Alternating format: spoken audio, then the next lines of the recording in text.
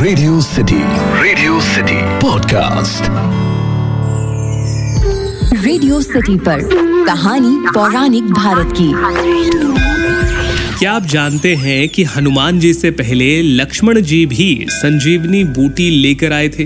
अखिल के साथ हैं आप रेडियो सिटी पर और ये है कहानी पौराणिक भारत की, एक ऐसा पॉडकास्ट जहां मैं आपके लिए रामायण, महाभारत, पुराण इत्यादि से अलग अलग किस्से और कहानियां लेकर आता हूं।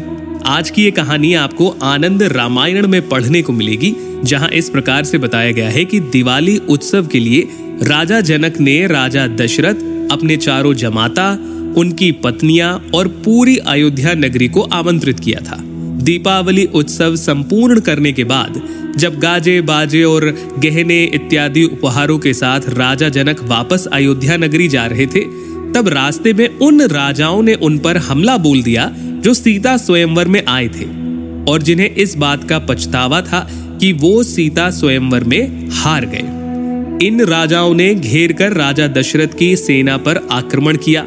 राजा दशरथ जैसे ही युद्ध के लिए तैयारी करने लगे, भगवान श्री राम ने आकर उन्हें रोका और कहा कि पिताजी, आप माताओं की और पुत्र वधुओं की सुरक्षा देखिए, इन राजाओं से युद्ध हम लोग लड़ेंगे। इसके बाद श्री राम, लक्ष्मण, भरत, शत्रुघ्न चारों भाइयों ने मिलकर राजाओं से घनघोर युद्ध किया और उन्हें पराजित किया। किंतु इसी भयंकर युद्ध के समय भरत जो थे वो मूर्छित हो गए। भरत को मूर्छित जानकर माता कैकेयी और दशरथ जी बड़े व्याकुल हुए।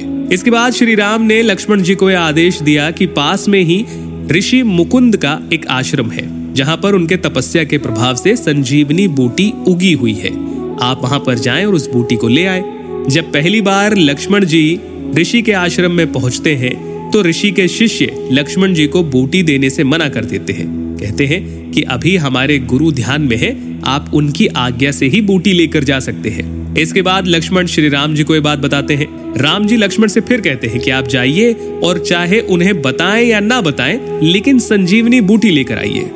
इस बार लक्ष्मण जी जाते हैं, संजीवनी बूटी लेकर आते हैं और इससे भरत की मूर्छा टूट जाती है। अच्छा, भरत जी के पुनः जीवित होने के बाद राजा दशरथ को ये समझ में आता है, बिना ऋषि की आज्ञा से संजीवनी बूटी लाई गई है, इसीलिए मेरा कर्तव्य है कि मैं उनसे जाकर क्षमा मांगू।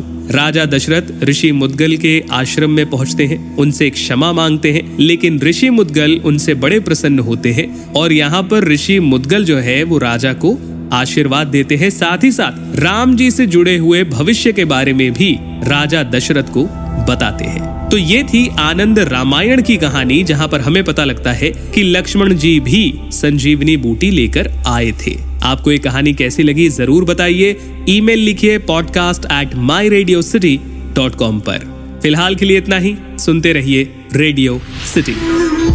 रेडियो सिटी पर कहानी पौराणिक भारत की।